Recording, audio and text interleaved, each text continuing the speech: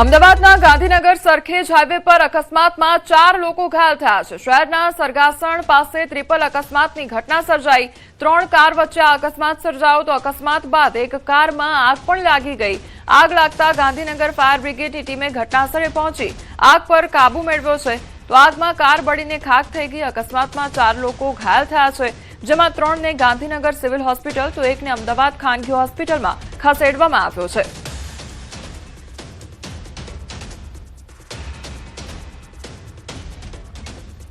संवाददाता ऋत्विज अमारी साथे जोड़ाई गया है। ऋत्विज, सरगासण पासे अकस्मातनी घटना सर्जाई, शुं अपडेट आखी घटनामां? जी कोमल, गत मोडी रातनो बनाव छे। एसजी हाईवे पर सरगासण पासे 3 कार वच्चे अकस्मात सर्जायो हतो, जेमां एक कार छे तेमां अकस्मात दरमियान आग लागवानो पण बनाव बन्यो हतो અને સમગ્ર ઘટનાની અંદર 4 વ્યક્તિઓ ઈજાગ્રસ્ત થયા હતા, જેમાં 3 વ્યક્તિઓને ગાંધીનગર સિવિલ હોસ્પિટલ અને એક વ્યક્તિ છે તેને અમદાવાદ ખાતેની એક ખાનગી હોસ્પિટલમાં સારવાર અર્થે ખસેડવામાં આવે છે અને સમગ્ર ઘટનાની જાણ જ્યારે પોલીસને કરવામાં આવી હતી ત્યારે પોલીસ દ્વારા આ મામલે હાલમાં ફરિયાદ નોંધીને વધુ કાર્યવાહી શરૂ કરવામાં આવી છે। જી ઋત્વિજ, સમગ્ર માહિતી બદલ આપનો આભાર। વડોદરાના વાઘોડિયા રોડ વિસ્તારમાં એલસીબીએ રેડ પાડી છે અને મોટી માત્રામાં વિદેશી દારૂ ઝડપી પાડવામાં આવ્યો છે। મકાનમાં ભોયરામાંથી દારૂ શોધ્યો અને જાનકી ડુપ્લેક્સમાં આવેલા મકાનમાંથી ગુપ્ત ભોયરું શોધી કાઢવામાં આવ્યું છે। 322 બોટલો અને બિયરના ટીન મળી આવ્યા છે તો 3.26 લાખથી વધુની કિંમતનો દારૂ ઝડપાયો છે।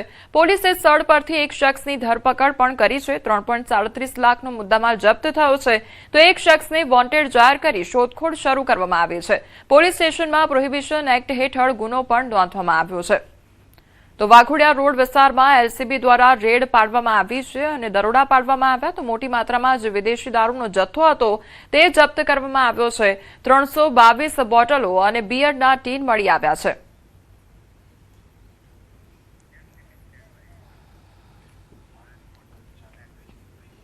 રાજકોટના જંગલેશ્વર ડિમોલેશન ખર્ચ મામલે વધુ એક ઘટસ્ફોટ થયો છે। મિનરલ વોટર મંડપ પાછળ કરાયો છે 19.10 લાખનો ખર્ચ।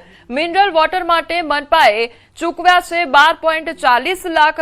મંડપ વ્યવસ્થા પાછળ ખર્ચાયા છે 6.70 લાખ રૂપિયા તો બિલમાં માત્ર તારીખ અને રકમનો જ ઉલ્લેખ કરવામાં આવ્યો છે।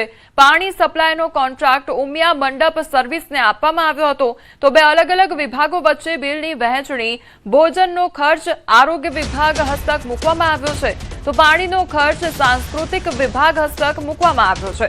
27 લાખના ભોજન ખર્ચ બાદ હવે પાણીના ખર્ચે પણ ચર્ચા જગાવી છે। તો પહેલા અત્યાર સુધી ખાણીપીણીને લઈને ચર્ચા હતી, પરંતુ હવે પાણીનો ખર્ચ જે છે તે પણ સામે આવ્યો છે। બિલમાં માત્ર તારીખ અને રકમનો જ ઉલ્લેખ કરવામાં આવ્યો છે। તો જંગલેશ્વર વિસ્તારમાં જ્યારે ડિમોલેશનની કામગીરી ચાલી રહી હતી ત્યારે જે ખર્ચ કરવામાં આવ્યો છે તે ખર્ચના જે બિલ છે તે મૂકવામાં આવ્યા છે।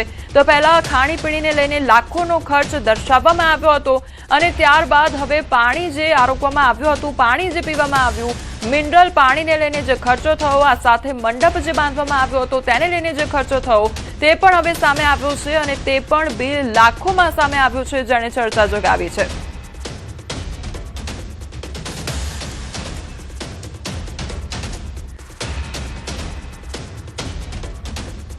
સંવાદદાતા હાર્દિક અમારી સાથે જોડાઈ ગયા છે। હાર્દિક, પહેલા તો આ જંગલેશ્વર વિસ્તારમાં જ્યારે ડિમોલેશન કરવામાં આવ્યું ત્યારે ખાણીપીણીનો ખર્ચ લાખોમાં, હવે પાણીનો જે ખર્ચ આવ્યો છે તે પણ લાખોમાં આવ્યો છે, એટલે આખરે આ જે અધિકારીઓ છે તે સ્થળ પર શું કરી રહ્યા હતા?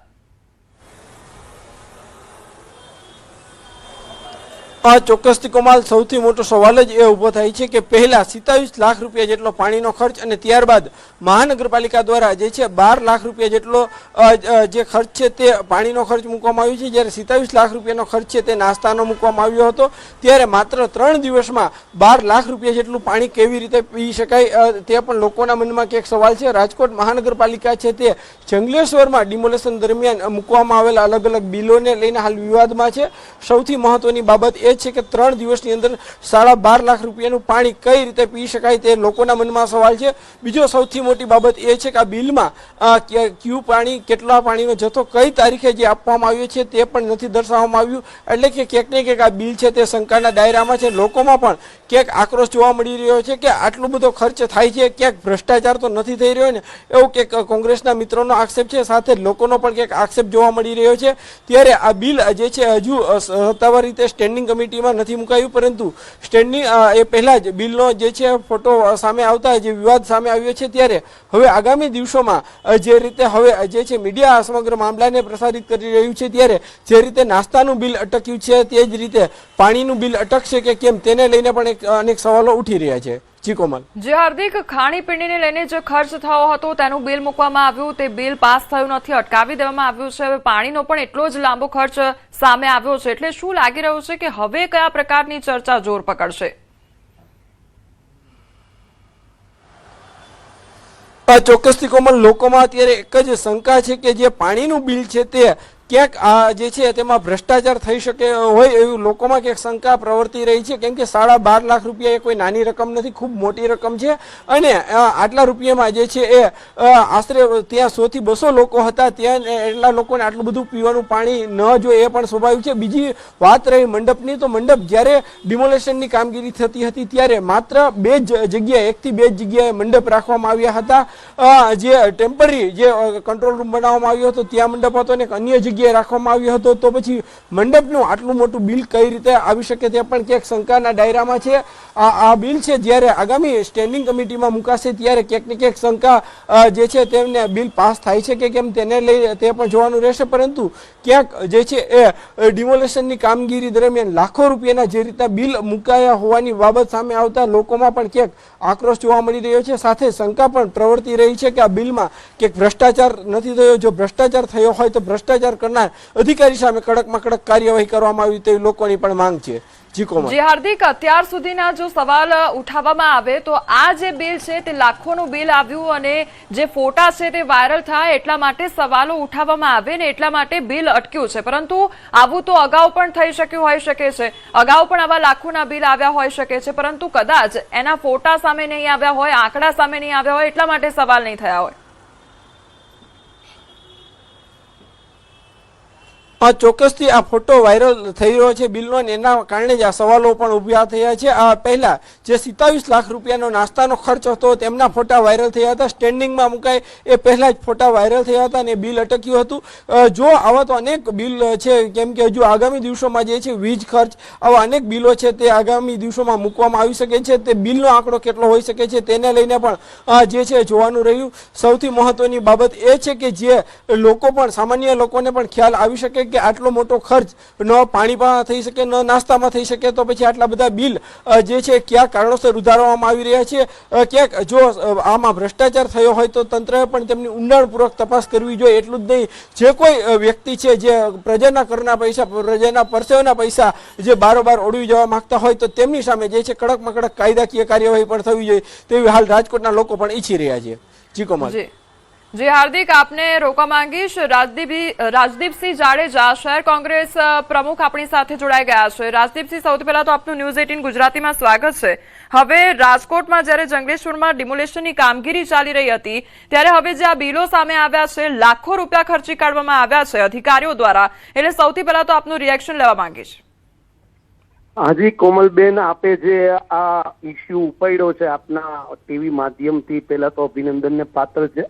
અને રાજકોટની જનતા, ગુજરાતની જનતા અને સમગ્ર ગુજરાતીને નીચું જોવા જેવી બાબત કહી શકાય. ભ્રષ્ટાચાર તો મહાનગરપાલિકામાં બધી બાબતોમાં થાય છે, પણ આવી બાબતોમાં કે જ્યાં લાખો લોકો રડતા હોય અને ઘર વિહોણા તંત્ર દ્વારા કરવામાં આવતા હોય, ભારતીય જનતા પાર્ટીની સત્તા સ્થાને બેઠેલી મહાનગરપાલિકાની ટીમ દ્વારા જ્યારે લોકોના મકાન પડતા હોય ત્યારે એના આંસુ લૂછવાને બદલે, એમના હમદર્દ બનવાને બદલે તંત્ર હોય કે ભારતીય જનતા પાર્ટી હોય કે એને વૈકલ્પિક જગ્યા આપી અને આવાસ આપવા જોઈએ, એની જગ્યાએ એક પણ વ્યક્તિને આવાસ આપવામાં ન આવ્યું અને રાતોરાત બેઘર કરવામાં આવ્યા. છેલ્લા 100 વર્ષ કરતા પણ વધારે લોકો ત્યાં વસતા હતા. આપણે ડેવલપમેન્ટના નામે આખું ડિમોલેશન કર્યું અને એ ડિમોલેશનની અંદર જે તંત્ર દ્વારા ભાઈ કાજુ કતરી હોય, કાજુ રોલ હોય અથવા પાણી, એની અંદર પણ ભ્રષ્ટાચાર. અને આ ભ્રષ્ટાચાર ત્યારે થાય છે, અમે આની વિરોધ ત્યારે પણ કરેલો હતો અને અત્યારે પણ કરીએ છીએ. કારણ કે આ જે વસ્તુ થઈ રહી છે એની અંદર તંત્ર એટલે કે કર્મચારીઓને પીઠબળ કોણ આપે છે તમે સમજો. પીઠબળ કોઈ પણ પાર્ટી, રાજકીય પાર્ટી, ભારતીય જનતા પાર્ટી સત્તામાં છે તો ક્યાં નેતાએ એને પીઠબળ આપ્યું? બીજી હું આપના માધ્યમથી વાત કરવા માંગુ છું કે ચોથી જાગીર જે ઇસ્યુ લઈ આવે, મીડિયા જે ઇસ્યુ લઈ આવે, તો કમિશનર શ્રી જ્યારે એ બિલ સ્ટેન્ડિંગ કમિટીમાં મૂકતા સૌથી પહેલા દરખાસ્ત કમિશનર શ્રી પાસે જતી હોય છે. મ્યુનિસિપાલિટી કમિશનરને પણ આપના માધ્યમથી કહેવા માંગીશ કે તમે આ ખોટી દરખાસ્ત સ્ટેન્ડિંગમાં મૂકી કેમ? પહેલા તો તમે ક્યાંય આ પાપના ભાગીદાર છો? અમારો વિરોધ પક્ષ તરીકે સ્પષ્ટ આક્ષેપ છે કે આખું તંત્ર ફૂટેલું છે અને જ્યાં લોકોને આંસુ સારવાના હોય ત્યાં લોકો પ્રજાના ટેક્સના પૈસાને કઈ રીતે ઓળવી જવા, કઈ રીતે ભ્રષ્ટાચાર કરવો, બધી બાબતોમાં ભ્રષ્ટાચાર કરે છે. પણ અમુક બાબતોની અંદર આ લોકોને થોડી પણ દયા, જે ભાવના કહી શકાય, માનવતા કહી શકાય, એ મરી પડી હોય એવું લાગી રહ્યું. જી રાજદીપસિંહ, જ્યારે લોકોના આશયાના છીનવાઈ રહ્યા હતા ત્યારે આ કર્મચારીઓ દ્વારા મીઠાઈ ખાવામાં આવી, કાજુ કતરી ખાવામાં આવી, ખજૂર રોલ ખાવામાં આવ્યા અને હવે તો પાણીનો ખર્ચો પણ મસ્ત મોટો સામે આવ્યો છે. એટલે શું આ લોકોને કોઈ માનવતા નજરે ન પડતી હોય તે પ્રકારની અહીંયા ઘટના જોવા મળી રહી છે? અને એક વિપક્ષ તરીકે આ લોકો માટે આપનું સ્ટેન્ડ શું રહેશે? અમે વિરોધ પક્ષ તરીકે કમિશનર શ્રી અને હાલના મેયર શ્રી અને સ્ટેન્ડિંગ કમિટીના ચેરમેન અમે લેખિત પણ આપ્યું છે. બીજું હસવા જેવી બાબત કહી શકાય કે આ તંત્ર, તમે સમજો, જે કાજુ કતરી વાળી વાત છે એ ક્યાંક ને ક્યાંક તમે સમજો કે પ્રેસ મીડિયાનું નામ આગળ કરે છે. ગઈકાલે હું આપના માધ્યમથી કહેવા માંગીશ કે ચોથી જાગીર એટલે કે આપણી જે સ્તંભ છે ચોથો, આ લોકોએ કાલે પ્રેસ કોન્ફરન્સ કરીને નિંભર તંત્ર કહું છું એને જરા પણ વિચાર ન આવ્યો કે અમે આ કાજુ કતરી, કાજુ રોલ આ બધું અમે મંગાવ્યું હતું. એ અમે જે પ્રેસ કોન્ફરન્સ કરી હતી, રાજકોટની જે પ્રેસ કોન્ફરન્સ કરી હતી, એના પ્રેસના જે રિપોર્ટરો આવ્યા હતા, મીડિયાના કર્મચારીઓ આવ્યા હતા, એમને અમે આ કાજુ કતરી ખવડાવી છે. તમે વિચાર કરો કે જ્યારે આવડો મોટો ભ્રષ્ટાચાર થતો હોય અને તમારી ભૂલ છે, એ ભૂલને મીડિયાની જે પ્રેસ કોન્ફરન્સ કરી છે એ લોકોને એટલી પણ શરમ ન આવી કે આ વાત અમારે જાહેરમાં ન કરવી જોઈએ કે તમે કદાચ મીડિયા પ્રેસ કોન્ફરન્સની અંદર તમે કોઈ વસ્તુ પ્રોવાઈડ કરી હોય તો તમારી માટે આવ્યું એટલે તમે આ વાત કરી છે. કોઈ પ્રેસ મીડિયાના કોઈ વ્યક્તિએ તમને આમંત્રણ આપ્યું હતું કે અમારા માટે આવી પરિસ્થિતિ ઊભી કરજો? કોઈ પ્રેસના મિત્રો, હું રાજકોટના શહેર કોંગ્રેસ પ્રમુખ તરીકે અમે તો સત્તામાં નથી છતાં પણ અમે પ્રેસ કોન્ફરન્સ કરીએ છીએ. અમારા રાજકોટના એક પણ સિનિયર પત્રકાર હોય કે જુનિયર પત્રકાર હોય, એક પણ વ્યક્તિ કોઈ દિવસ અડધી ચાની કે પાણીની બોટલની પણ અપેક્ષા નથી રાખતા. ત્યારે તમે આખો મુદ્દો ડાયવર્ટ કરીને ચોથી જાગીર સામે કરો છો. એટલે આ વાત અમે કમિશનરશ્રીને પણ કરવાના છીએ અને તંત્રને ઘેરવાના પણ છીએ.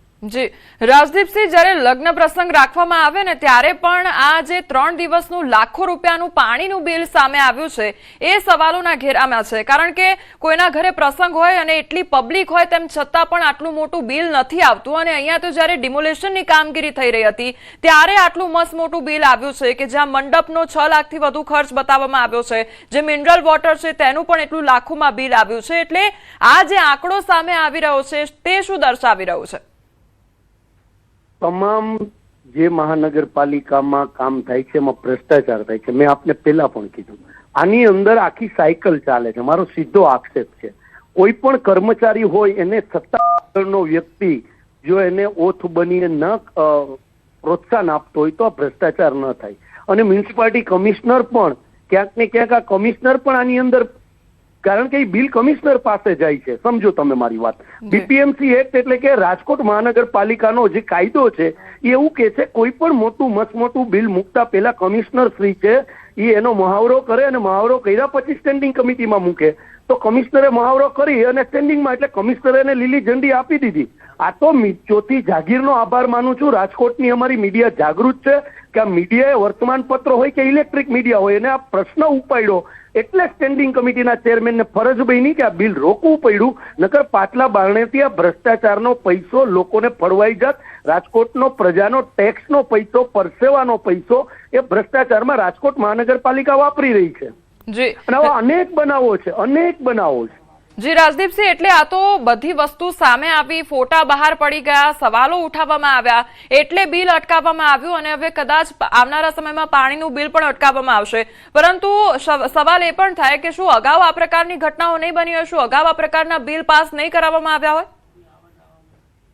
પેલે 1 થી માંડીને જેટલા બિલ છે એમાં કાયદેસરની ભારતીય જનતા પાર્ટીની, તમારા માધ્યમથી કહું છું, ટકાવારી ચાલે છે, વર્ષોથી ચાલે છે. રાજકોટની જનતા પણ જાણે છે ને ચોથી જાગીર રાજકોટની પણ જાણે છે.